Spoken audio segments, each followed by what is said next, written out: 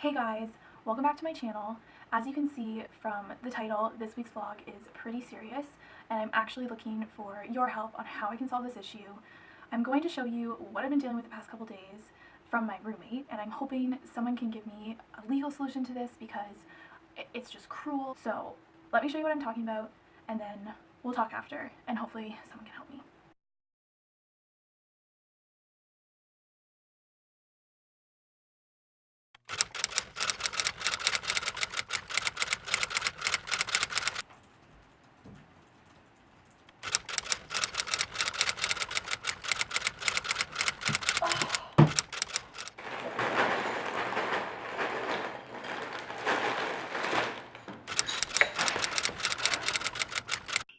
Okay guys, I've added this next part to the video to review the legal remedies that you guys have suggested because my roommate is clearly psychologically torturing me by constantly and purposely biting her nails.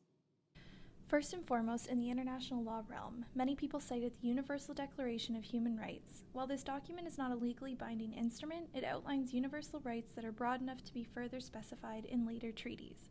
Article 5 of the UDHR states that no one shall be subjected to torture or to cruel, inhuman, or degrading treatment or punishment.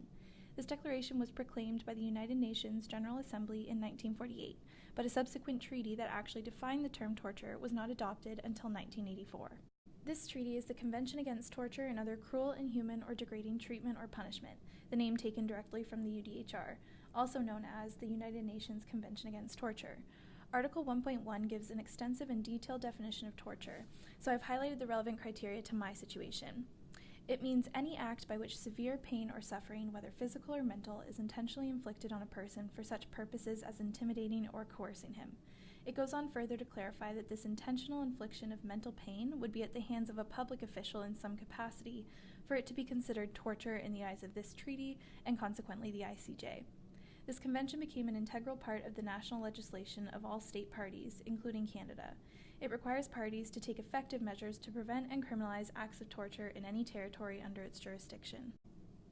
It is evident in Canada's Charter of Rights and Freedoms, as well as our criminal code, that we have met these requirements domestically.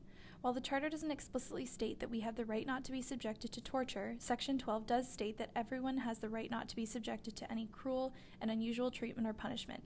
This broad human right entrenched in our Charter leaves more room for interpretation in situations that could constitute torture.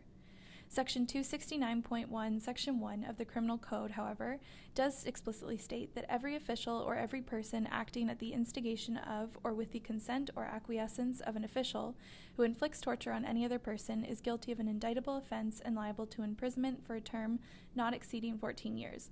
Here, torture is also defined as it is in the UNCAT. So, now that I've explained all the documents that legislate against torture, let's analyze their implications.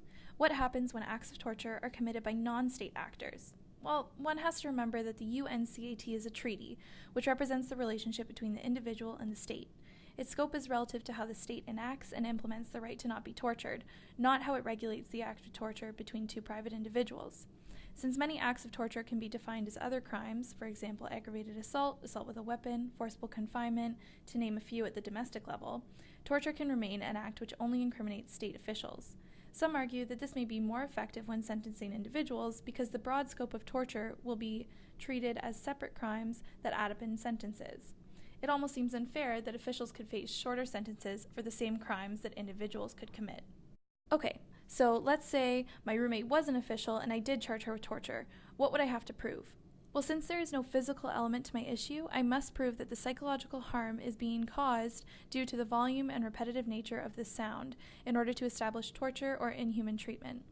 In his article, Not Quite Bleeding from the Ears, Amplifying Sonic Torture, Ian Hill examines the concept of sonic torture, which is the use of sound reproduction technologies to blast prisoners with a repetitive and seemingly never-ending noise at peak loudness to coerce cooperation. He goes on to explain that this form of torture leaves no visible injury and that the unspeakable quality of sound makes it hard for victims to testify against it, because every individual's verbal interpretation can differ. This frustration caused from being unable to verbalize the damage of one's torture is an intentional consequence of sonic torture. Thanks for your help, guys. Clearly, I become a prisoner in my own home, and the psychological torture that she is subjecting me to cannot go unanswered. So I'm going to deal with this, and I'll update you guys next week. Please remember to like and subscribe to my channel.